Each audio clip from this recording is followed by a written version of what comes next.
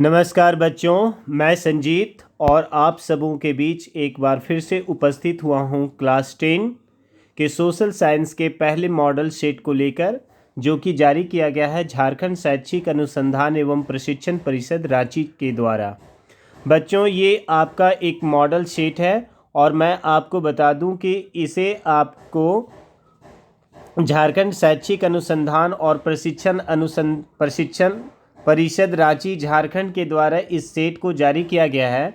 यदि आप इसके 40 के 40 प्रश्नों को भली भांति रिवीजन कर लेते हो तो आपके एग्ज़ाम में इससे कुछ न कुछ क्वेश्चन बिल्कुल मिलने वाले हैं। तो आप जैसा कि स्क्रीन पे देख रहे होंगे कि इस बार की परीक्षा का जो पैटर्न है वो भी बिल्कुल अलग है। आपको 1.5 घंटे का समय मिलेगा, यानी कि 90 मिनट का समय मिलेगा। टोटल ऑब्जेक्टिव क्वेश्चन की संख्या जो होगी वो 40 होगी, है ना। और सभी के लिए 1 अंक जो है वो निर्धारित है, यानी 40 प्रश्न हैं और 40 मार्क्स का आपका ये एग्ज़ाम होने वाला है। ठीक है, तो चलिए वीडियो को शुरू करते हैं। सबसे पहले मैं आप सबों को झारखंड स्थापना दिवस की सबों को बहुत बहुत शुभकामनाएं, बधाई हो। हमारे आज झारखंड राज्य का स्थापना दिवस है। चलिए बच्चों, आपका समय को देखते हुए मैं फटाफट आपको क्वेश्चन का आंसर बतलाते चलता हूँ, है ना। सबसे पहला क्वेश्चन आप लोग यहाँ पे स्क्रीन पे देख रहे होंगे कि फ्रांस की क्रांति कब हुई, है ना। तो फ्रांस की क्रांति जो है वो क्लास 9 में आपको पढ़ना था, फ्रांसीसी क्रांति। जो बच्चे 9 क्लास को अच्छे से पढ़े होंगे तो उनको भली भांति पता होगा कि फ्रांसीसी क्रांति कब हुई है। तो 1789 में हुआ है। फ्रांसीसी क्रांति कब हुआ है? 1789 में, है ना। आइए अब क्वेश्चन नंबर 2 की ओर चलते हैं। सामाजिक अनुबंध यानी कि सोशल कॉन्ट्रैक्ट नामक पुस्तक किसने लिखा है? तो बहुत ही प्रसिद्ध दार्शनिक रूसो ने लिखा है ना। तो सामाजिक अनुबंध किसने लिखा है? तो रूसो ने लिखा है। ठीक है, चलिए अब अगला क्वेश्चन की ओर हम लोग बढ़ते हैं। यंग इटली सोसाइटी की स्थापना किसने की थी? इसके बारे में मैं स्पेशल वीडियो बना के रखा हूँ जिसमें सारी चीज़ें मैं बतलाया हूँ कि यंग इटली सोसाइटी की स्थापना किसने किया है। तो यंग इटली सोसाइटी की स्थापना किसने किया है? मैज़िनी ने किया है। ठीक है, यंग इटली सोसाइटी की स्थापना किसने किया है? तो मैज़िनी या ज्यूसेप मैथ्सिनी ने किया है। ठीक है, चलिए क्वेश्चन नंबर 4 की ओर हम लोग बढ़ते हैं। बच्चों, यदि आप हमारे चैनल से पहली बार जुड़े हो तो प्लीज़ हमारे चैनल को सब्सक्राइब जरूर करना और इस वीडियो को अपने दोस्तों के बीच में ज़्यादा से ज़्यादा अवश्य शेयर करना। मैं जितने भी सेट अवेलेबल हैं सारे का मैं वीडियो बनाकर आपके एग्ज़ाम के पहले ही आपको मैं दूंगा। यदि आप वाकई में इसको फ़ायदा लेना चाहते हो तो इसी वीडियो को ज़्यादा से ज़्यादा आप लोग अपने दोस्तों के बीच में शेयर करिए और चैनल को सब्सक्राइब करिए। चलिए क्वेश्चन नंबर 4 की ओर आते हैं कि इटली का एकीकरण कब पूरा हुआ, है ना। तो मैं बता चुका हूं कि इटली का एकीकरण, जर्मनी का एकीकरण, सबका वीडियो मैं अपलोड किया हूं अपने यूट्यूब चैनल पे पूरा डिटेल में। आप अभी तक नहीं देखे हो तो प्लीज़ वीडियो को देखिए। तो यदि आप देखे हो तो पता होना चाहिए कि इटली का एकीकरण 1861 ईस्वी में पूरा हुआ है। ठीक है, क्वेश्चन नंबर 5। शुल्क संघ जॉल्वेराइन संघ, है ना, इसका भी एक स्पेशल वीडियो है। जॉल्वेराइन संघ की स्थापना किसके पहल पर हुई है? तो इसका सही आंसर होगा प्रशा, यानी जॉल्वेराइन संघ की स्थापना प्रशा के नेतृत्व में किया गया था। ठीक है, जालियांवाला बाग हत्याकांड कब हुआ? जालियांवाला बाग हत्याकांड बहुत आसान है, 13 अप्रैल 1919 ईस्वी को हुआ है। ठीक है, हिंद स्वराज नामक पुस्तक किसने लिखी? तो हिंद स्वराज का सीधा संबंध किनसे है? हमारे महात्मा गांधी जी से है ना। तो चलिए इस क्वेश्चन नंबर 7 तक तो हम लोगों ने देख लिया।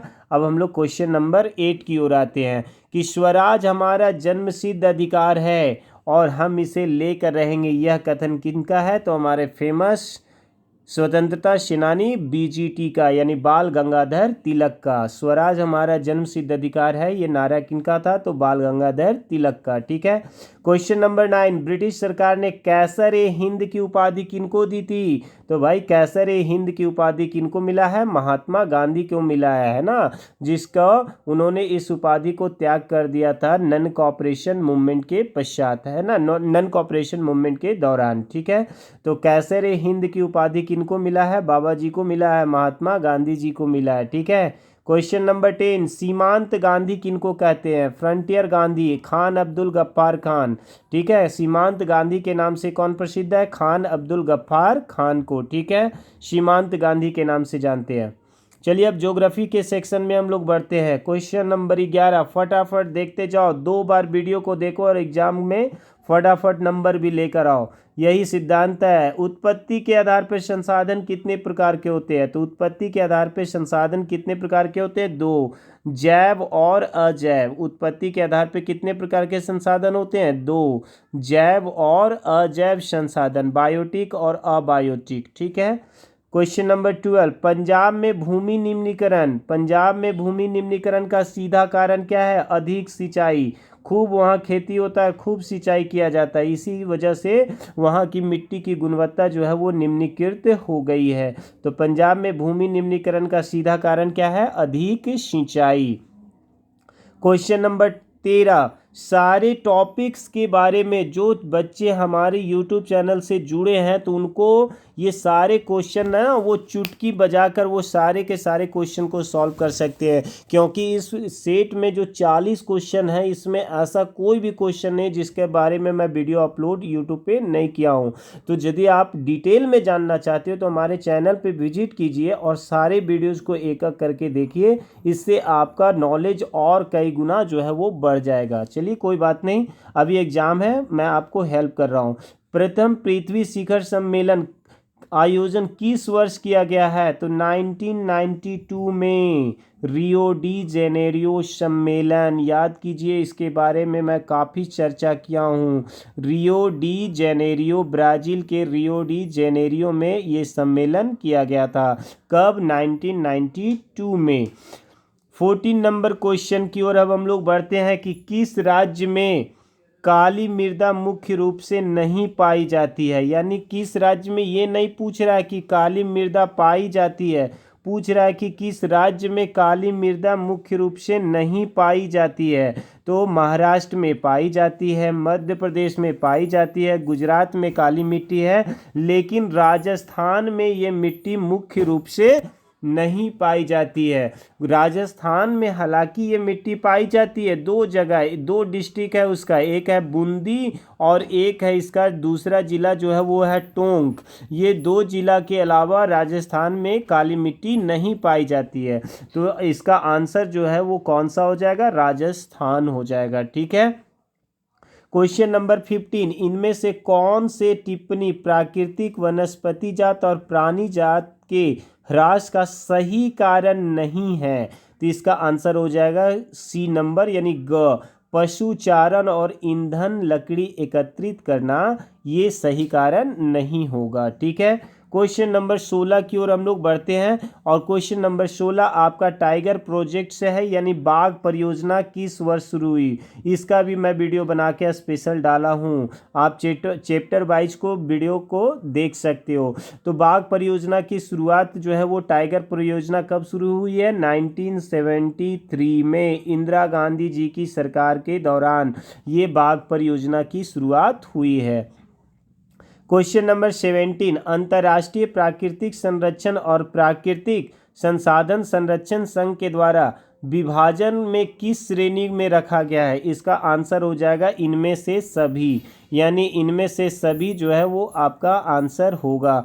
ठीक है, इनमें सभी, क्योंकि संकटग्रस्त भी होगा, लुप्त जातियां भी होगा, दुर्लभ जातियां भी होगा, इसलिए इसका आंसर क्या होगा? इनमें सभी। क्वेश्चन नंबर 18, 14वीं शताब्दी में किसने दिल्ली में सीरी फोर्ट क्षेत्र में जल की सप्लाई के लिए हौज खास, ये चैप्टर नंबर 3 का क्वेश्चन है, जल संसाधन जो आपका एक चैप्टर है उसी चैप्टर से ये क्वेश्चन पूछा गया है और इसका सही आंसर होगा इल्तुतमिश। ठीक है, हौज खास का निर्माण जो है वो कौन करवाया था? सीरी फोर्ट में इल्तुतमिश करवाया है, इसलिए आपको याद रखना है। 19, निम्नलिखित में कौन सा वक्तव्य बहुउद्देशीय नदी परियोजनाओं के पक्ष में दिया गया तर्क नहीं है? बहुत क्वेश्चन घुमा के पूछ रहा है, तर्क है नहीं, तर्क नहीं है, तो इसका आंसर हो जाएगा ग। बहुउद्देशीय परियोजनाओं में से बहुत बृहत स्तर पर विस्थापन होता है और आजीविका जो है वो खत्म होती है, ये आंसर इसका हो जाएगा। ठीक है। क्वेश्चन नंबर 20, सरदार सरोवर परियोजना, मैं खूब चिल्ला चिल्ला कर आपको पढ़ाया हूँ, समझाया हूँ। NBA नर्मदा बचाओ आंदोलन, इसका सही आंसर हो जाएगा। ठीक है। सरदार सरोवर बांध किस नदी पर बनाया गया है, तो किस नदी पे, नर्मदा नदी पर। इसको मैं पढ़ाया हूँ। NBA नर्मदा बचाओ आंदोलन मेघा पाटेकर के द्वारा शुरू किया गया था, बांध की ऊंचाई ज़्यादा कर देने की वजह से, है ना। आइए अब इकोनॉमिक्स की ओर चलते हैं। सामान्यतः किसी देश का विकास किस आधार पर निर्धारित किया जाता है, तो इसका सीधा आंसर होगा प्रति व्यक्ति आय, per capita income. Per capita income के आधार पर ही निर्धारित की जाती है। तो सामान्यतः किसी देश का विकास किस आधार पर निर्धारित किया जा सकता है, तो प्रति व्यक्ति आय के आधार पर, है ना। ये जो क्वेश्चन आप लोग देख रहे हो इकोनॉमिक्स का है, और ये पहला चैप्टर का NCERT बुक में दिया हुआ क्वेश्चन है कि मान लीजिए किसी देश में 4 परिवार है, इन परिवारों की प्रति व्यक्ति आय 5,000 है ना। अगर 3 परिवारों की आय 4,000, 7,000 और 3,000 है ना, तो चौथे परिवार की आय जो है वो कितना होगा, तो 5 परिवार का औसत आय कितना है, 5,000 रुपया 4 परिवार का, तो इसका टोटल कितना हो जाएगा, 20,000 रुपया हो जाएगा। ठीक है। और 3 का इनकम कितना है, 4 और 7 11, 11 और 3 कितना हो गया, 7 4 11 और 3 14, तो इसका आंसर हो जाएगा 6,000 रुपया। इसका आंसर क्या होगा, 6,000 रुपया। और ये बहुत इंपॉर्टेंट है, मैट्रिक में भी कई बार ये पूछा गया है। मानव विकास रिपोर्ट की तुलना, मानव विकास रिपोर्ट देशों की तुलना किस आधार पर करती है, तो इसका आंसर होगा उपरोक्त सभी, क्योंकि वर्ल्ड बैंक जो है केवल पर कैपिटा इनकम के आधार पे करती है, प्रति व्यक्ति आय के आधार पे करती है, लेकिन HDI जो है ह्यूमन डेवलपमेंट इंडेक्स जो है वो इन तीनों के ऊपर करती है, स्वास्थ्य के ऊपर भी, प्रति व्यक्ति आय के ऊपर भी और शिक्षा के ऊपर भी, है ना। तो इसका आंसर होगा उपरोक्त सभी। अगला सवाल भी जो है वो आपका इकोनॉमिक्स से है, और आप देख सकते हो बहुत आसान है। एक वर्ष में पैदा हुए 1,000 जीवित बच्चों में से 1 वर्ष की आयु से पहले मर जाने वाले बच्चों की संख्या क्या कहलाती है, शिशु मृत्यु दर कहलाती है। क्या कहलाती है, शिशु मृत्यु दर। इसका आंसर क्या हो जाएगा, शिशु मृत्यु दर। ठीक है, याद रखेंगे क नंबर।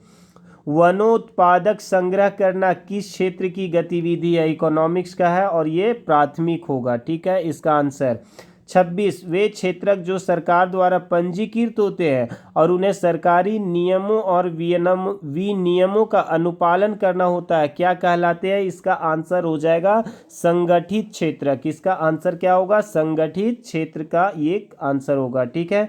रमेश, सुरेश और नरेश और राकेश 4 भाई है ना। कह रहा है कि रमेश जो है वो खेत में काम करता है, तो कोई बात नहीं, ये प्राथमिक क्षेत्रक से जुड़ा है। सुरेश किसी फैक्ट्री में काम करता है, ये द्वितीय क्षेत्रक से जुड़ा हुआ है। नरेश एक शिक्षक है, शिक्षक है मतलब वो सर्विस कर रहा है ना, तो ये सेवा क्षेत्रक से जुड़ा है। राकेश एक टैक्सी ड्राइवर है, ये भी सेवा क्षेत्रक से जुड़ा है। तो इनमें किसके कार्य सेवा क्षेत्रक के अंतर्गत आता है, तो क्या हो जाएगा, नरेश भी जो शिक्षक है वो भी सेवा प्रदान कर रहा है, राकेश जो है वो भी सर्विस प्रोवाइड कर रहा है। तो आंसर हो जाएगा नरेश और राकेश। देखिए आंसर में कौन है, ग नंबर, नरेश और राकेश इसका सही आंसर हो जाएगा ग नंबर। ठीक है। 28 कह रहा है रोहन एक अकुशल बेरोजगार युवक है, वह रोजगार की गारंटी देने वाली सरकारी योजना मनरेगा, अच्छा महात्मा गांधी चलिए के तहत अपना पंजीयन करवाता है। अरे नरेगा मनरेगा के तहत 100 दिन का रोजगार का गारंटी दिया गया, याद रखिएगा, नरेगा मरेगा। ठीक है, 100 दिन का रोजगार मिलेगा, भले काम मिले या ना मिले, गारंटी 100 दिन का है।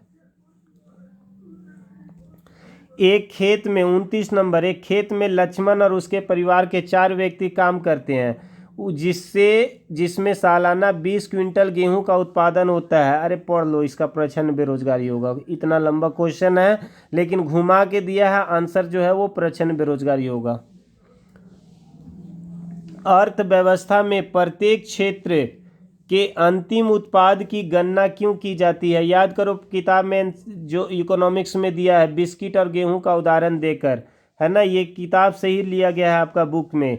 किस लिए? ताकि दोहरी गणना न किया जा सके, इसका सही आंसर होगा। ठीक है, दोहरी गणना की समस्या से बचने के लिए।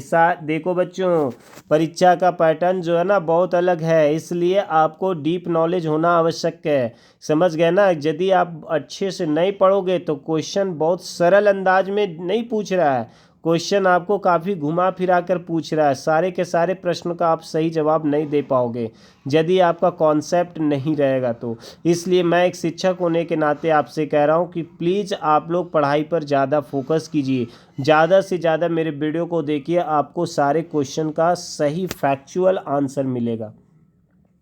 सत्ता की साझेदारी के संबंध में निम्न में से कौन सा कथन असत्य है? देखिए सत्य नहीं पूछ रहा, असत्य है ना? तो देखिए ग नंबर हो जाएगा। यह अस्थिरता और आपसी फूट को बढ़ाती है, ये चीज़ कभी नहीं करती है। ठीक है, सत्ता की साझेदारी से कभी भी अस्थिरता और आपसी फूट को बढ़ावा नहीं मिलता है। ठीक है, क्वेश्चन नंबर 32, निम्न में कौन बेल्जियम का एक भाषाई समूह नहीं है? तो फ्रेंच था, पता है, डच भी वहाँ की भाषा थी, पता है, और जर्मन भी वहाँ की भाषा थी। तो वहाँ की भाषा कौन नहीं थी? तो स्पेनिश। यानी 32 का जो आंसर होगा वो कौन सा हो जाएगा? स्पेनिश। स्पेनिश भाषा बोलने वाले वहाँ लोग नहीं थे, तो इसका आंसर ये होगा। ठीक है, स्वतंत्र राष्ट्र बनने के बाद श्रीलंका में किसे राजभाषा घोषित किया गया? तो किसको घोषित किया गया था? सिंगली भाषा को राजभाषा घोषित किया गया था, है ना? क्वेश्चन नंबर 34 कह रहा है श्रीलंका स्वतंत्र राष्ट्र कब बना? तो 1948। अभी तो मैं वीडियो भी डाला था इस चैप्टर का, उसमें भी मैं ये क्वेश्चन को इंक्लूड कर दिया हूँ, और लगभग क्वेश्चन जितना भी मैं बनाया हूँ सब के सब क्वेश्चन इसमें है। निम्न में कौन संघवाद की एक विशेषता नहीं है? क्वेश्चन को पढ़िए, कितना घुमा के पूछ रहा है कि निम्न में कौन संघवाद की विशेषता नहीं है। तो सही, आइए डिस्कशन करते हैं। यहाँ सरकार 2 या 2 से अधिक स्तर वाली होती है, बिल्कुल से होती है। अलग अलग स्तर की सरकार एक ही नागरिक समूह पर शासन करती है, बिल्कुल करती है ना? विभिन्न स्तरों की सरकारों के अधिकार क्षेत्र संविधान में स्पष्ट रूप से वर्णित नहीं होते हैं, ये गलत है। यानी इसका आंसर होगा ग। यानी 35 का जो आपका आंसर होगा वो कौन सा होगा? ग, याद रखिएगा, ये आंसर है। निम्न में कौन भारत की अनुसूचित भाषा के रूप में शामिल नहीं है? तो देखिए संथाली झारखंड की एकमात्र भाषा है जिसको शामिल किया गया 8वीं अनुसूची में संविधान का। असमिया भी शामिल है, मैथिली भी शामिल है, तो शामिल कौन नहीं है? अरबी। यानी इसका सही आंसर 36 का कौन सा हो जाएगा? अरबी। अरबी हमारे संविधान की 8वीं अनुसूची में शामिल नहीं है। 37 नंबर क्वेश्चन 37 की ओर हम लोग आते हैं और देखते हैं, निम्न में कौन सुमेलित नहीं है? तो राज्य सरकार राज्य सूची सही है, केंद्र सरकार संघीय सूची सही है, केंद्र और राज्य सरकार समवर्ती सूची ये भी सही है। तो स्थानीय सरकार और अवशिष्ट अधिकार ये गलत है, यानी इसका आंसर ये हो जाएगा। 37 का आंसर होगा घ। ठीक है, भारत में विकेंद्रीकरण के संबंध में कौन सत्य है? ठीक है, तो कौन सी बात सत्य है? तो ये सही है, वास्तविक विकेंद्रीकरण की दिशा में बड़ा कदम 1992 में उठाया गया है, ये चीज को आपको याद रखना है। क्वेश्चन नंबर 39 कह रहा है निम्न में कौन सुमेलित नहीं है? सुमेलित कौन नहीं है आपको पकड़िए। वर्ग विशेष के हित समूह, वर्ग विशेष के हित समूह कह रहा है कि किसी विशेष तबके या समूह के हितों को बढ़ावा देने वाला संगठन, बिल्कुल सही है। राजनीतिक दल के बारे में बतला रहा है, ऐसा संगठन जो राजनीतिक सत्ता पाने के लिए गरज से लोगों को लामबंद करता है, ये बात भी सही है।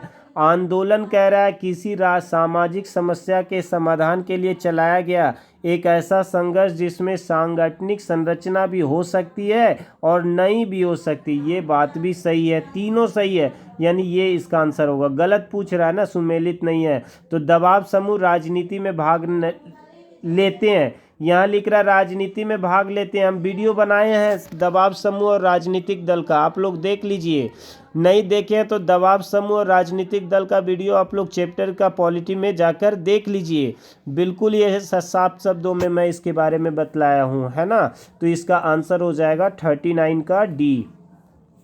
निम्न में कौन सुमेलित नहीं है? तो सुमेलित कौन नहीं है, तो आपको साफ शब्दों में पता चल रहा है कि श्रीलंका संघात्मक शासन प्रणाली इसका सही आंसर हो जाएगा। तो चलिए बच्चों, एक सेट आपका कंप्लीट हो गया। उम्मीद करता हूँ कि आपको काफ़ी पसंद आना चाहिए। यदि वाकई में पसंद आया तो इसको लाइक करिए, कमेंट कीजिए, दोस्तों के बीच में ज़्यादा से ज़्यादा शेयर कीजिए। जितना ज़्यादा शेयर होगा उतना जल्दी आपको पार्ट 2 इसका मिल जाएगा।